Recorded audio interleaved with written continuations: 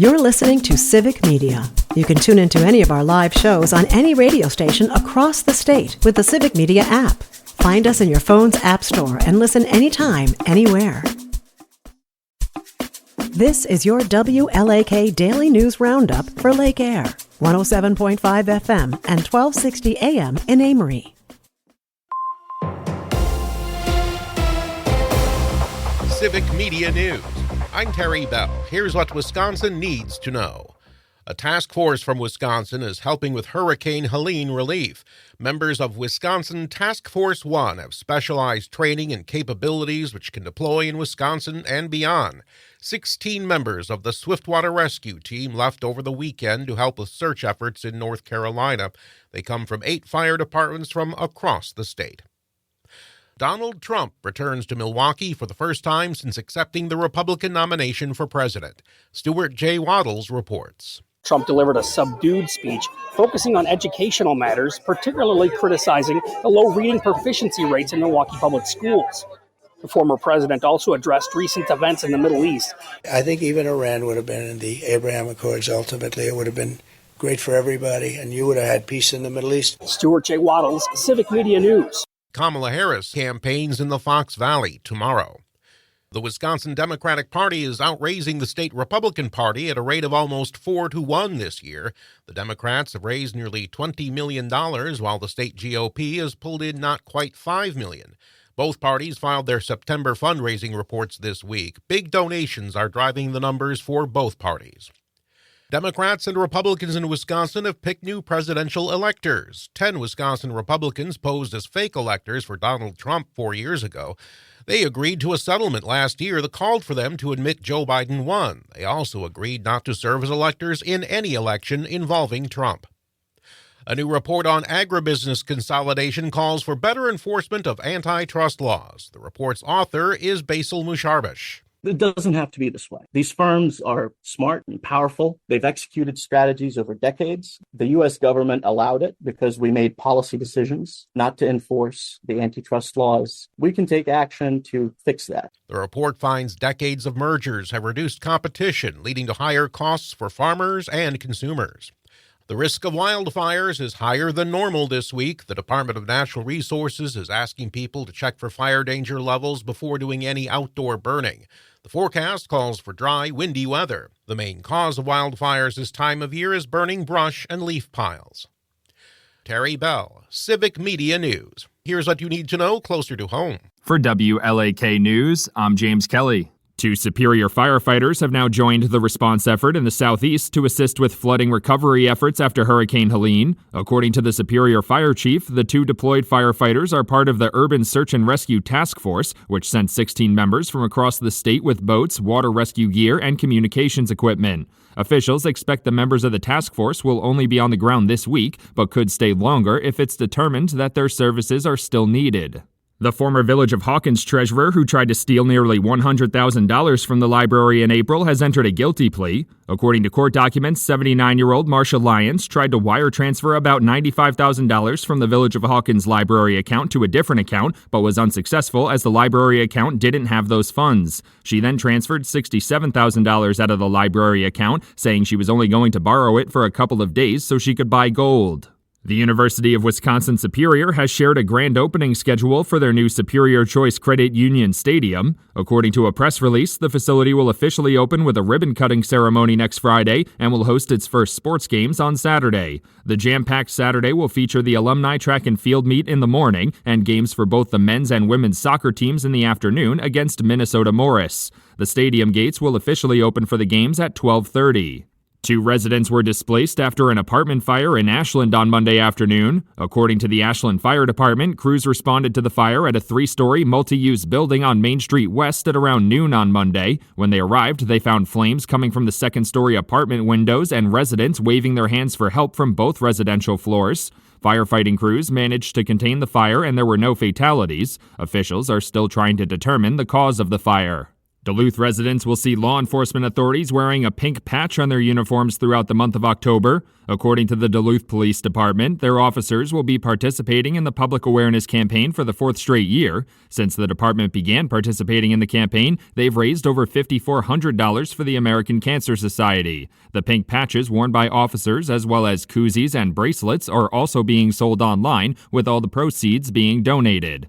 An East Troy man was killed in a motorcycle accident in Sawyer County over the weekend. According to the Sawyer County Sheriff's Office, 56-year-old Brad Burdett was traveling on Phipps Road in the town of Lenroot when he went off the road and into a ditch before traveling hundreds of feet more and coming to a rest. He was ejected from the motorcycle and was pronounced deceased at the scene when authorities arrived. Nobody else was reported injured, and the crash remains under investigation by the Sheriff's Office.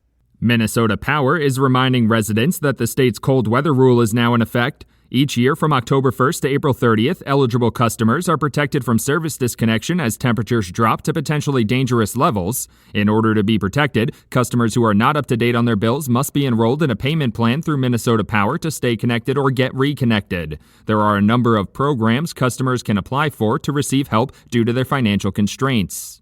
The Superior National Forest has issued campfire restrictions as wildfire danger continues to rise. The restrictions went into place on Tuesday in the Boundary Water Canoe Area wilderness and prohibits the building of campfires, charcoal grills and barbecues, coal and wood-burning stoves.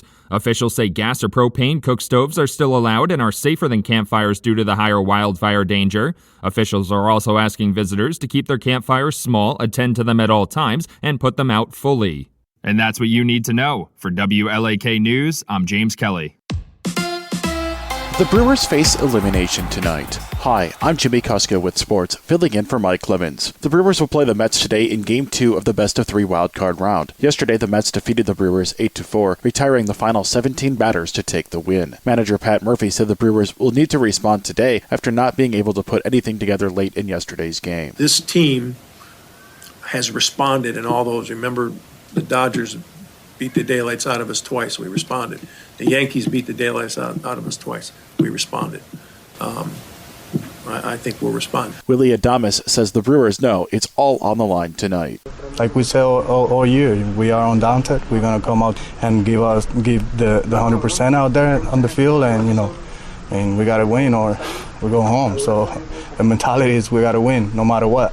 We got to figure out a way to win and, do our best. First pitch is after 6:30 p.m. If the Brewers win, they'll play a decisive Game 3 tomorrow evening. The Green Bay Packers will try to bounce back this week as they play the LA Rams on Sunday after losing last weekend to the Minnesota Vikings. Jordan Love is expected to make his second straight start after missing 2 games with a sprained MCL. Kickoff this Sunday against the Rams is after 3 p.m. on Sunday. The Milwaukee Bucks announced their 2024 training camp roster on Monday. Camp begins tomorrow for the Bucks. Filling in for Mike Clemens, I'm Jimmy Kuska with Civic Media Sports.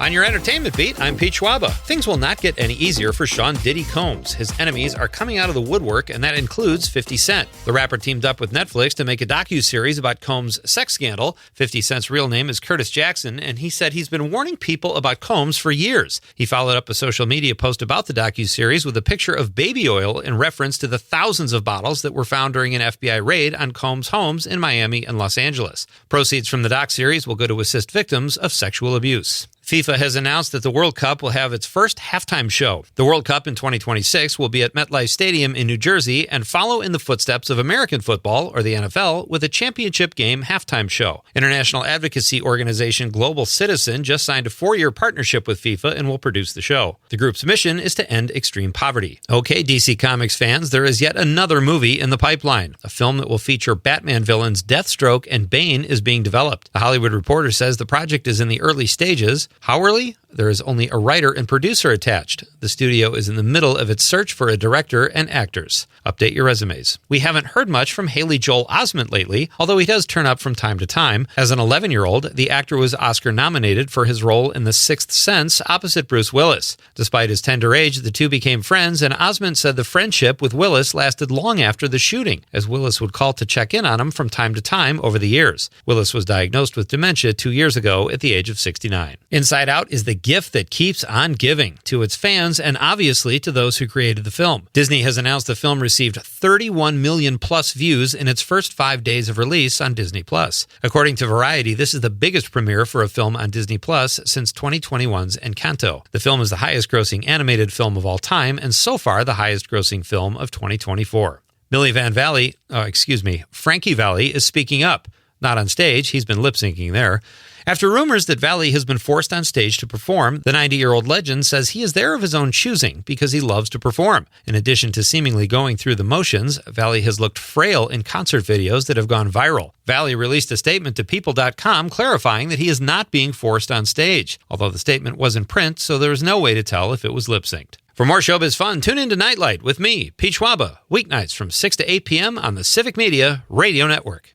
Mostly sunny and windy today. It's going to be warmer. Our high right around 76 with wind out of the southwest at 15 to 25, gusting to 35. Tonight, mostly clear, 47. Tomorrow, mostly cloudy, 69 by Friday. Sunshine with a high of 68. I'm meteorologist Sean Cable. Temperature now 49. That's your WLAK Daily News Roundup from Civic Media. Subscribe to this podcast on Spotify, Apple, or wherever you find your podcasts. Find more news at lakeair.radio. The national news cycle never stops, but it can be hard to find news about your local community. Civic Media is dedicated to providing quality local and state news coverage across Wisconsin. With the Civic Media app, you can get notifications about local stories that matter to you and your community. Find the free Civic Media app in your phone's app store and choose notifications from the menu to tell us what kind of news you want to hear about.